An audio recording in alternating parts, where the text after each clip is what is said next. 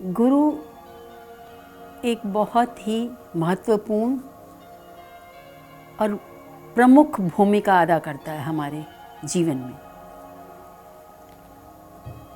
गुरु हम माने या ना माने, हमारे जन्म से लेकर गुरु हमारे चारों तरफ रहते हैं। सबसे पहले सबसे बड़ी गुरु हमारी माँ, पिता जो बाहर के विश्व से हमारा परिचय कराते हैं।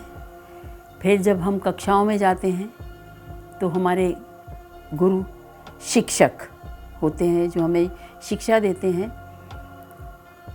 गुरु का महत्व है, जब आप अनजाने पथों पर चलते हैं, अनजानी डगर पर चलना चाहते हैं, तो आप गुरु के महत्व को नकार नहीं सकते। जिस प्रकार आजकल एक गैजेट आ गया है ना, GPS क्या बोलते हैं उसको, जो लगाते, जो आपको मार्ग बताता रहता है। तो जो अनजानी जगह है, आप जहाँ रास्ते नहीं पहुँच पाते, तो आपको एक दिशा देता है। मगर समस्या ये है कि जो उंगली आपको रास्ता दिखाती है, हम उस उंगली को पकड़ के बैठ जाते हैं और उसके संप्रदाय बना देते हैं। क्योंकि जिस समय, जिस युग में जो भी हमें मार्ग बताता है, रास्ता दिखाने आता है, वो उस समय की ही उत्पत्ति होता है। जैसे प्रणाम आज के आधुनिक समय के वैज्ञानिक बुद्धि वालों के आवश्यकता अनुसार उत्पत्ति है, तो किसी का भी महत्व हम नकार नहीं सकते। मगर हम जो उंगली वो हमें दिशा निर्देश देती है, उसमें साधना करने की अपेक्षा हम उसके सोचते हैं आराधना करेंगे, पूजा करेंगे या प्रशंसा करेंगे, प्रशस्ति करेंगे, स्तुति करेंगे, तो हमको कुछ उपलब्धि होगी। उपलब्धि मार्ग पर चलने से ही होगी। गुरु का मुख्य तत्व दो जो हैं, एक तो है आत्मीयता, सबसे अपनापन,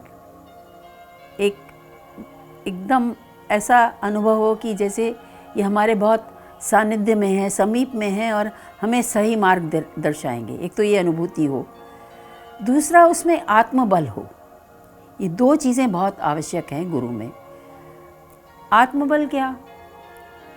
जो वो शिक्षा दे रहे हैं कि लालच नहीं करो, स्वार्थ नहीं करो, फैलाओ नहीं, दुनिया माया मोह में है, अगर वो स्वयं नहीं जी रहे हो तो एक कोरा ज्ञान है।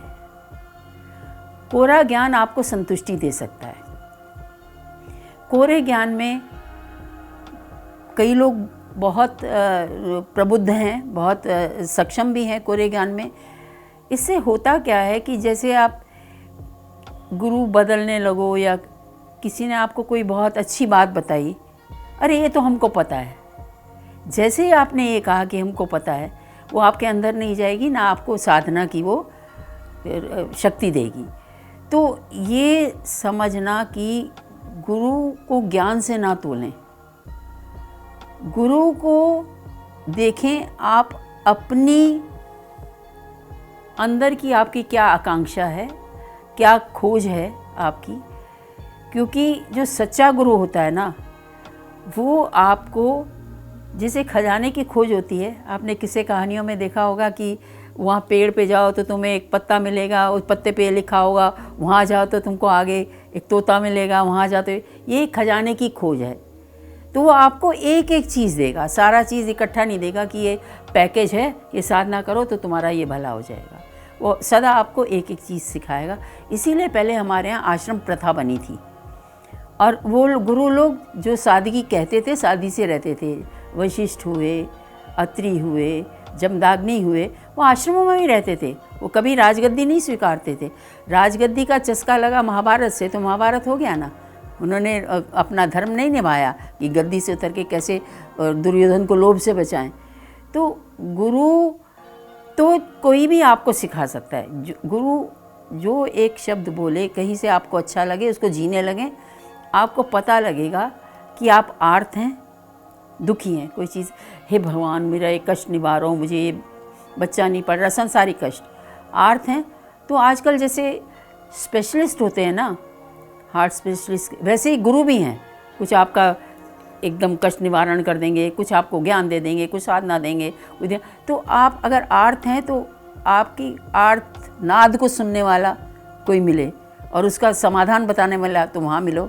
आप जिज्ञासु हैं, जैसे मेरे पास जितने आए वो सब जिज्ञासु हैं, तो उनकी भाई सत्य क्या है, हमें सत्य पता लगे। तो आप सत्य को जानने वाला सत्य के पास जाए, ये हमारे उपनिषदों में भी कहा गया है। और जो बहुत अर्थार्थी है कि मुझे धन चाहिए, मुझे ये चाहिए, कृष्ण कहते हैं कुछ भी बुरा नहीं है, आप अपना सत्य जानो। मुझे अर्थ चाहिए, हाँ चाहिए, मेरा सत्य है, तभी बड़े बड़े उद्योगपति बन जाते हैं। रास्ता वो अध्यात्म का अपनाते हैं, स्पिरिचुअलिटी के कुछ नियम, धार्मिकता नहीं, तब वो उन्नति करते हैं। वो अपना जानते हैं हम कैसे अपनी बुद्धि को प्रयोग करें। तो हमको अपना पहले समझना पड़ेगा, हम आर्त हैं, अर्थार्थी हैं, जिज्ञासु हैं, या हम प्रेमी भक्त हैं। तो सब तरह के गुरु भी हैं आजकल, आप जाइए।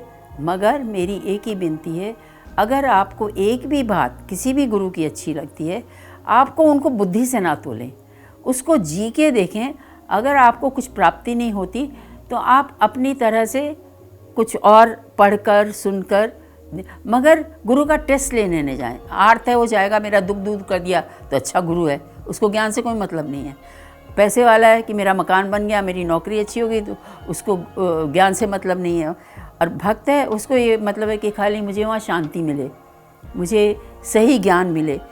तो आपका इनर मैग्नेट, आपका जो अंतर का आंतरिक संकल्प है, जो आपका अंदर एक भाव है या जो आपकी खोज है, वैसा गुरु आपको ज़रूर मिलता है।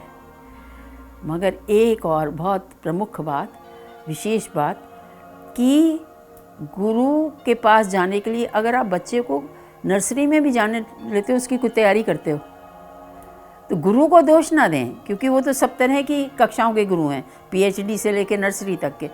आपकी खोज, आपका तैयारी कहाँ के गुरु तक जाने की है।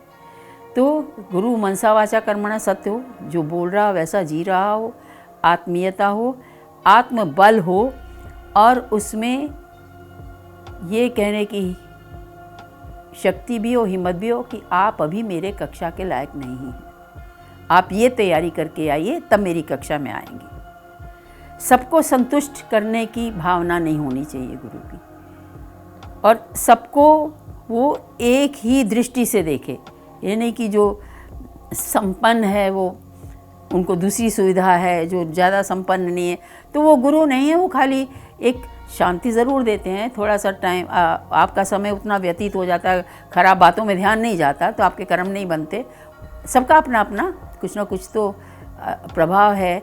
मगर जो सच्चा जिज्ञासु है और जो सच्चा प्रेमी है, भक्त और ज्ञानी, उसको ये समझना पड़ेगा कि मनसा वाचा कर्मणा सत्य होना चाहिए गुरु। और प्रकृति में हर चीज़ गुरु है, पेड़ से लेके चींटी तक सिखाती है हमको, सीखने वाला कहीं भी सीखेगा। और जो आपकी बुद्धि में कुछ ऐसी नवीनता दे कि आपको ये लगे कि हाँ, ये नयापन मेरे जीवन में आया है। अगर वही समस्याएं, वही प्रश्न चलते चले जा रहे हैं, तो इसका मतलब गुरु के यहाँ आप खाली कीर्तन करके आ गए, गुरु की बात सुन के आ गए, यहाँ तक कि वो आपको कर्मण्य बना रहा है। जो गुरु आपको कर्म की प्रेरणा दे,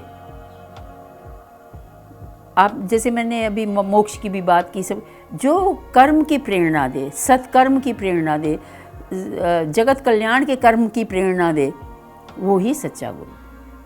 प्रणाम।